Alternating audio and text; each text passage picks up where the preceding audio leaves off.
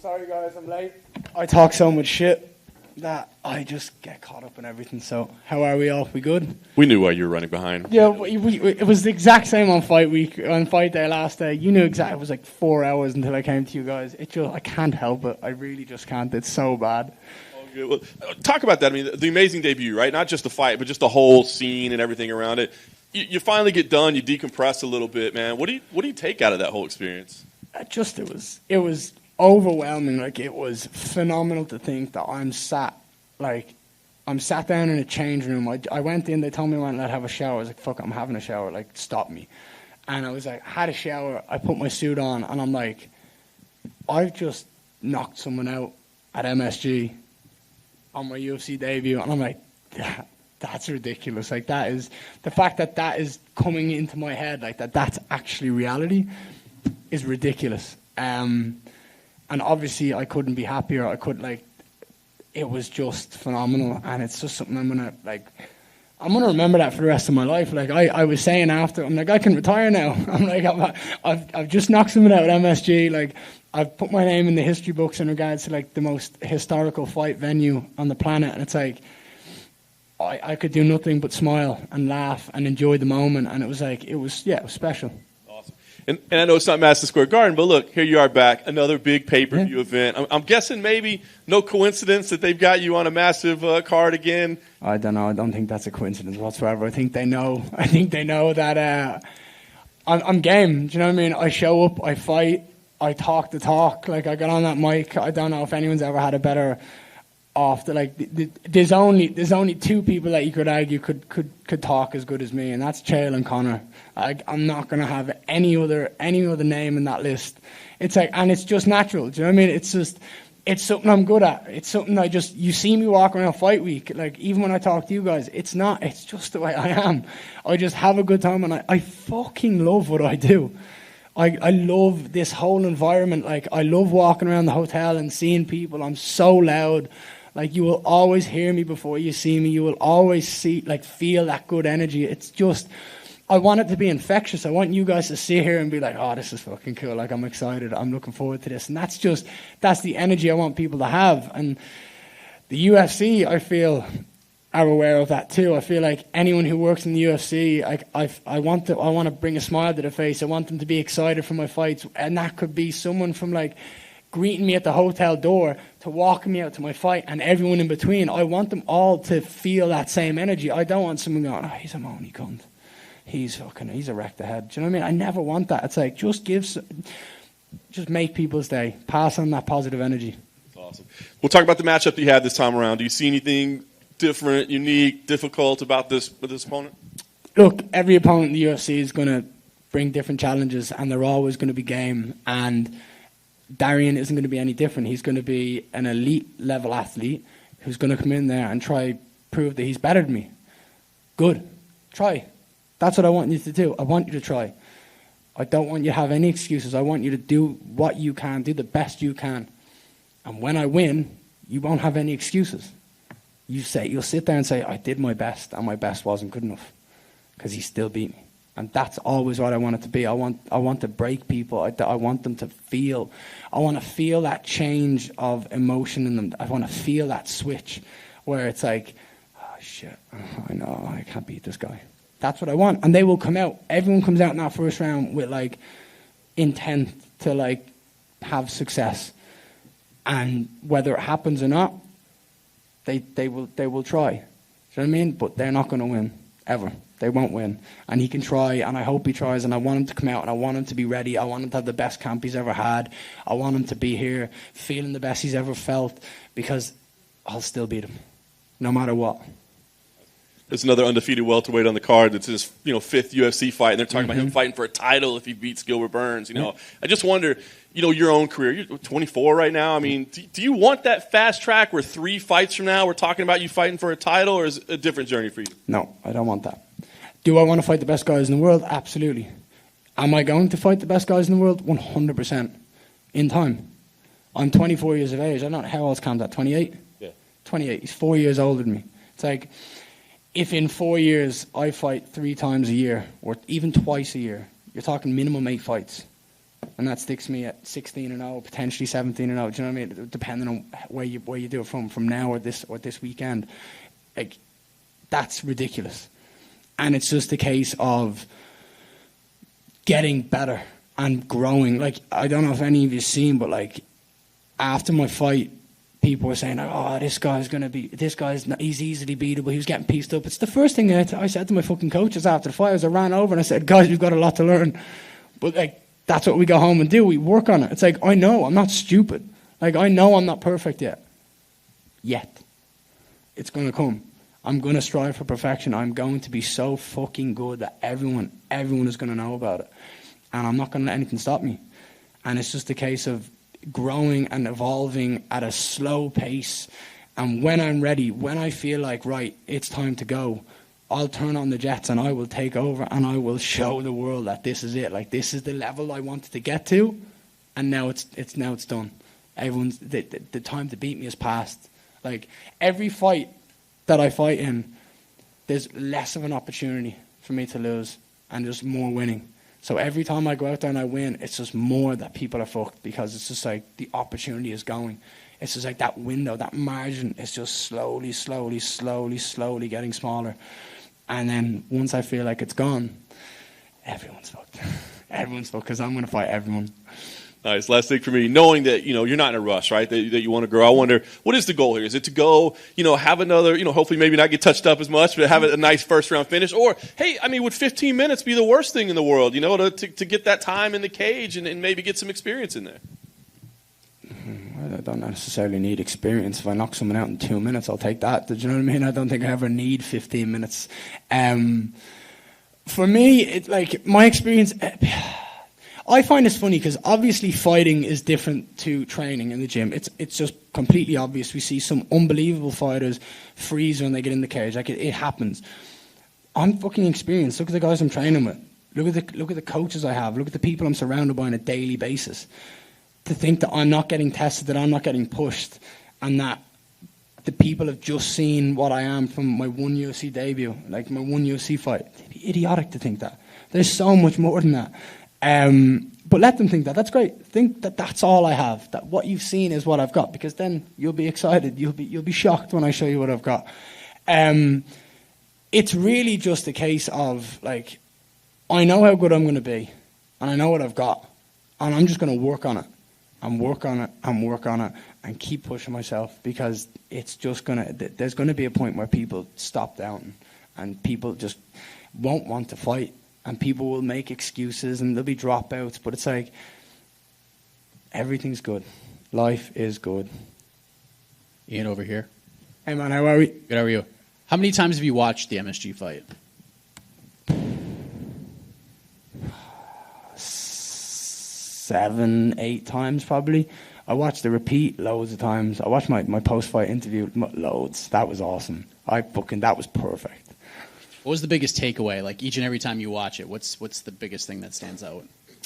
The biggest thing that stands out was, obviously, it was my UFC debut, and it was in the biggest card of the year, and it was at Madison Square Garden. And it's like, I don't know if anyone else has ever done that in the UFC. I don't know if anyone else has fought on the biggest card of the year for their debut in the biggest sporting venue in the world. Like, the most historical, I should say.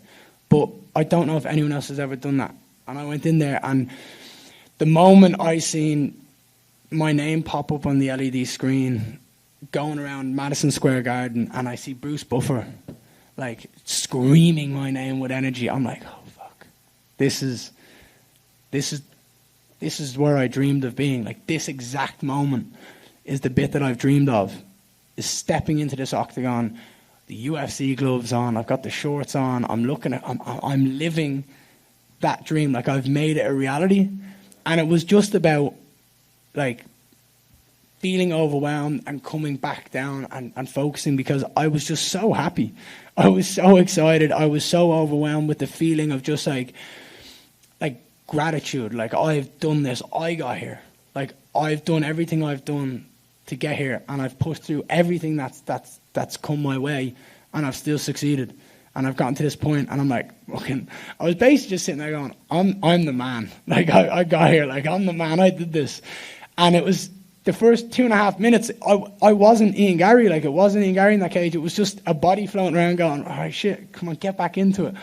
And he caught me a couple of times, fair play. But then once we entered the wrestling exchange, I was like, right, shit, I'm not getting taken down and put my back as when no one ever wants to be in MMA. It's just, and I'm like, right, switch it on. And that kind of just, like, opened my eyes. And I was like, right, that's it, let's go. And from that point on, I feel like I won the fight every second of that. Speaking of memorable debuts, today is the 9-year anniversary of Conor McGregor's UFC debut. And you're fighting on a card that same week. What does that mean to you? Because it's got to mean something, right? Yeah, I only seen this earlier. That's awesome. That's cool. Like, I mean, we're talking about the biggest star in the sport. And, like, someone who absolutely, like, I can attribute a lot of my career to in regards to, like, if it wasn't for him, I don't know how fast it would have taken me to find this sport, because he made that very easy for me to know what I wanted to do.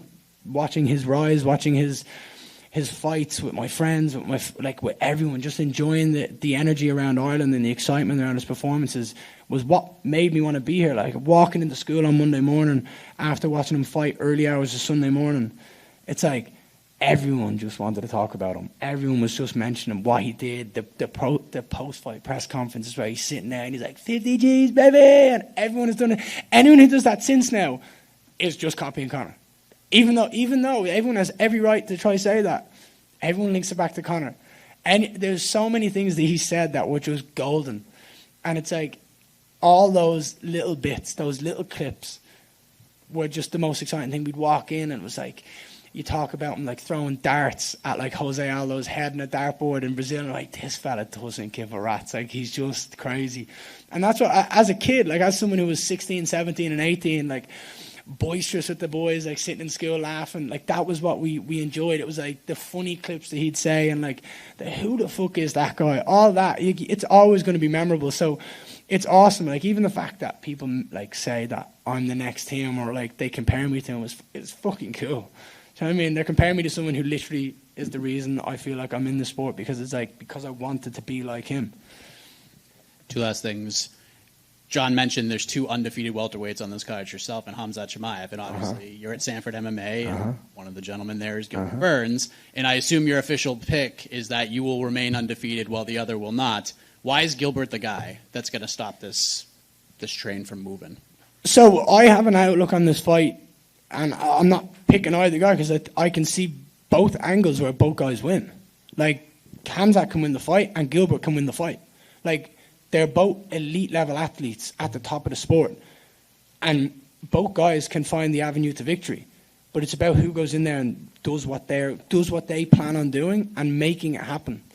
And I think Gilbert, like, he's just a special talent, and it's like he's so good at what he does, and it's like he cannot unleash himself in the gym like he does in a fight. Like, we've seen him, like he has a different level inside him that he just can't turn on in the gym, because it's just a dog inside him that you can see.